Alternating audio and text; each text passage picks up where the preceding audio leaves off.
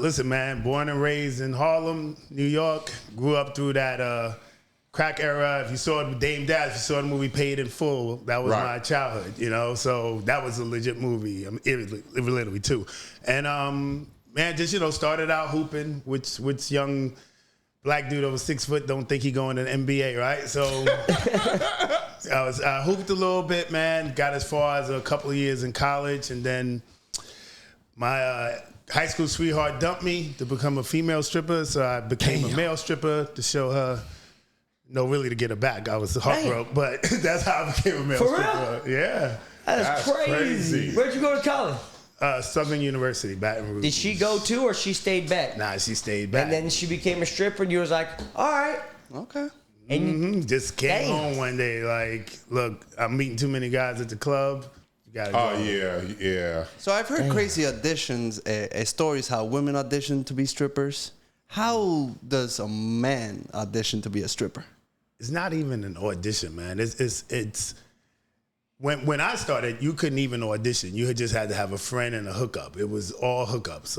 And now if you're in good shape and you got a good look, they'll kind of just throw you out there, man, and sink or swim, man. Shake You it don't around. have to be able to dance? I mean, you should. So what we tell the guys is before you do anything, watch. Watch the other guys, watch how they interact. Because it's more than just dancing. Yeah. Ladies want a full talk conversation. It's like a flirt experience. So we tell the guys to watch that and then come up with your own niche. And believe it or not, man, 90% of the guys quit after the first day. No matter how in shape they are, no matter whatever, because it's always a certain degree of pressure. We live with rejection, right? Mm-hmm. In regards to women. So if men are shaky on just approach, worried about rejection, think as a male dancer, you got to lead with, I'm trying to dry hump you. You know what I'm saying? Yeah. Like it's a whole different level. So most guys, they don't even make it past day one. So what I noticed, like I've dated quite a few strippers, unfortunately, and most of them, they either they're on drugs, they're drinking. It takes a lot of, they need something to get through that experience, for that few hours that they're working. Is the same thing goes for guys? I mean, I feel like it's the exact opposite. Okay. Yeah, because I got a club full of women, right? So once I get past, I got a couple of moves, I can't wait to go to work, bro. Listen, any one of us walk down the street, and I don't care what the woman look like. If she goes, oh my God, you're so gorgeous or whatever, we gonna blush. We don't never hear that. Right, yeah. We don't never hear it, man. So you become a male stripper, and now every time I walk in a club, it's hundreds of women screaming, and I can't wait till you come out and flock into me. I don't gotta get no substances to get through that night. You know what I'm saying? They mostly big girls. Come on.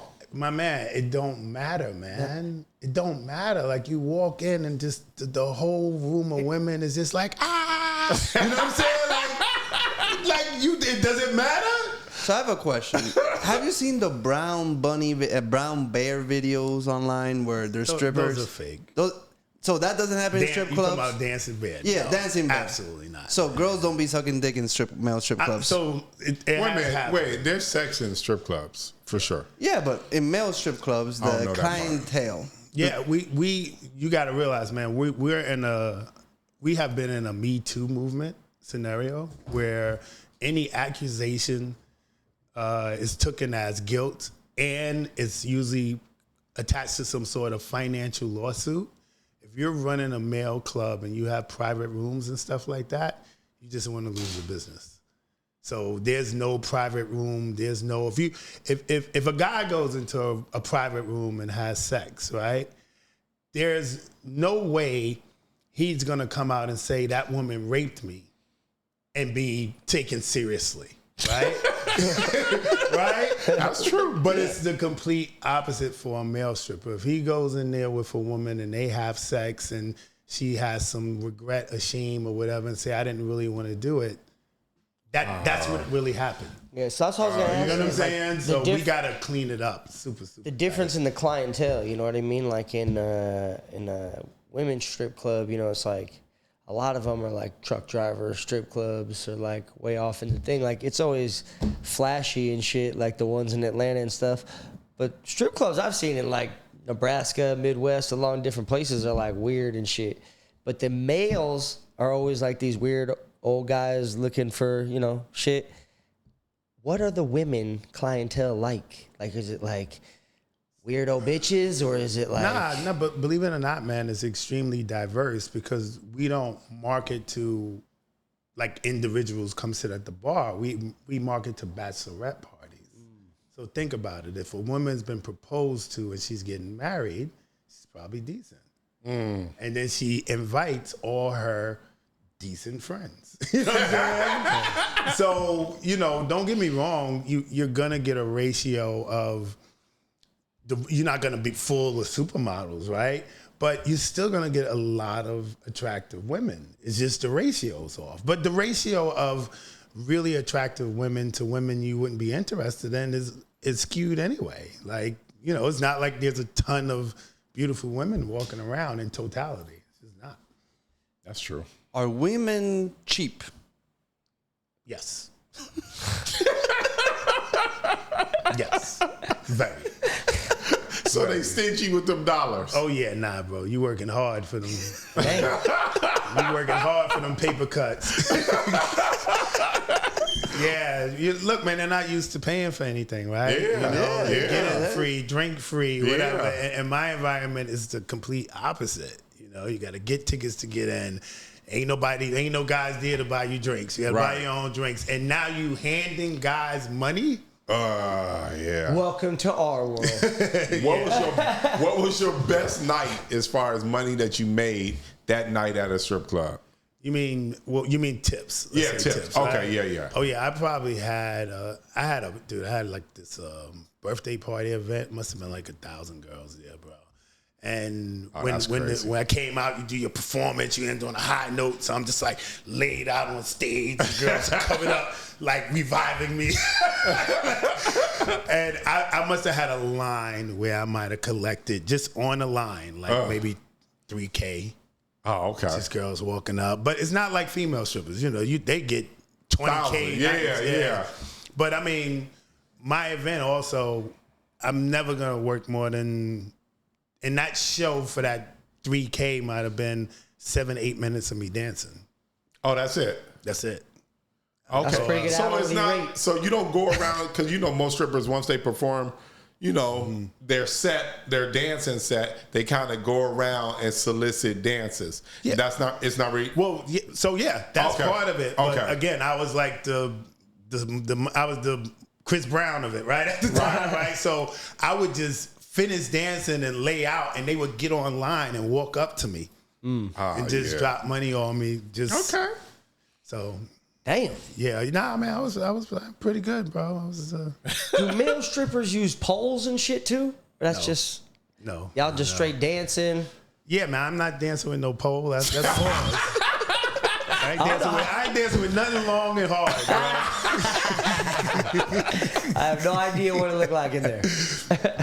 So how did you come up with the name The Punisher? Maybe you could give us the history behind that. Not seriously, man. It was just a basketball That's it. Name. Yeah. I had like a real like, you know, physical type of play, like the air one. I'm on play with, you know, my strength, like a Ron Artest type of thing, right? Okay. So guys started calling me the Punisher at the park, and then the dude who connected me to this, I played ball with him. And I picked a different name, right? He was like, yo, what you want to call me? I picked some, yo, Caramel Man Bingo, right? Stupid name, right? And we kept going in the parties, and the girls would be like, hey, Caramel. And I'm ignoring them because it ain't my name. And he just said, look, bro, we call you Punisher at the park. That's what I'm going to call you, you know? And it just stuck. It's a good name for the industry. Hey, listen. It's a good switch. Yeah, it kind of It's an blended easy in. transition. Yeah. That's a good definitely intro. transition. The Punisher. What are the intros? Are like you got like an intro, like a WCW intro that you like Absolutely, set bro. up and shit. I've been walking out to "We Will Rock You" by Queen right. for the last 30 years, bro. Is there ever like fucking shit popping off? fucking confetti and shit coming out. it ain't I would do that a whole serious. fucking WCW Yeah, it'd be entrance. straight. Yeah, like the West was doing. How real is Magic Mike? I don't know if you've seen it. Actually, man, out of the shows that they kind of made, it was decent. It was decent to what the vibe is and the shows and stuff like that. The way they tried to like match it up with his personal life and struggling with ways. It was kind of like a legit story. But he used to be a dancer, so he knows. Yeah. What's the biggest misconception people have about male dancers? I think the biggest misconception about it is the type of guys that are doing it, you know? Like, you got really dudes that are smart, school teachers, articulate, you know, very, very successful guys. And I think a lot of people think it's just like sex, like dancing bear, like just sex craze, just wild scenario going on. It's just regular guys hustling, man. It ain't as crazy as they try to put it. So at what age did you decide to become a stripper? 22. 22? Yep. How was that first night? I know this gotta be hilarious. Dude, it wasn't, so we were going from house to house. I was going with the guy doing house parties.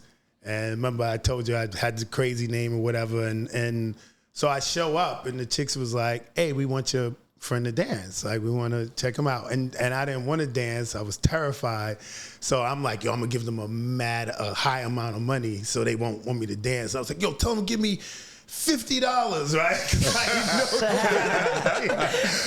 So my boy comes back and throws me the 50, and I remember, bro, I went out there in like a little black eye patch, like thong, some Saucony track sneakers, and birthday girl's a little heavy set West Indian chick. I picked her up. She started bogling backwards. Murder. She rolled. I dropped her, fell on top of her. She just kept bogling. So it was a disaster, bro. But It started it all. Hell yeah, bro. How you feel leaving? Like when you left and it was like a calm moment outside and you was like, fuck. Yeah. The first thing I thought about when I left that was, dude, I couldn't believe the reaction. And look, if you never got that type of attention from a woman, like, you know, the celebrities get it all the time, but it's something every man should experience, bro. You know, Australia. That was mine. yeah. You been to Australia? I've been to Australia, bro. Then you know exactly what they love black men in Australia. I used to live in Adelaide, and it's bananas. Yeah. You'll never experience. I was like, oh, this is how Denzel feel. Yeah. It's crazy. Black, especially from the United States. Yeah, too. no, it's maddening. I used to play basketball overseas. I played in Australia, but yeah. So when did the Punisher became, people started going to the strip club because of you? When you how long were you stripping when you became a renowned name in the strip? It was pretty early, man. Probably maybe within the first year. And it's really everything. This was guerrilla marketing, so everything was flyers. So I lucked up and did a real good photo shoot, and then everywhere you went, we were in front of the train stations, little posters. It's like, come see this guy, the Punisher, right? And what really took it to the next level for me was there was a party promoter. He's still in New York now, Joe Jackson. He was the type of person that he always wanted the ladies there early. So he would do like a free male review before his parties. And I mean, these were the biggest parties in New York, right? And so then when he switched over to hiring R&B acts, he would still open with me. So it would be on the radio, appearing at World Nightclub, Drew Hill, and prior for the ladies, the Punisher. So now you got me on the radio with Drew Hill, with Jaheim. That's dope. With whatever. So it's like, who's this Punisher guy? This was really just a promoter who wanted to get ladies in early. So this was his little hustle. That's dope. Oh yeah, that's dope. So, what's the craziest request you ever got at one of the parties you were doing? Like anything, and you just were like, you had to turn it down. You was like, nah.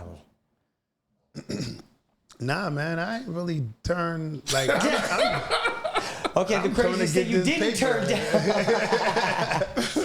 I'm coming to get, man, dude, the male stripper story is, in terms of getting called for work, you kind of know, you control it, right? So it's like, yo, I'll come out and do a 30, 45-minute show. This is what it costs. So I'm not going to say anything crazy in regards to the show itself. Have I seen crazy stuff? Crazy, yeah. You know what I'm saying? Like, but dude, I think I've been in such a dysfunctional world. Everything almost seems normal, bro. I can't, even when I wrote that book, they were like regular stories, but every time I told them, people was like, bro, you got to write this in the book.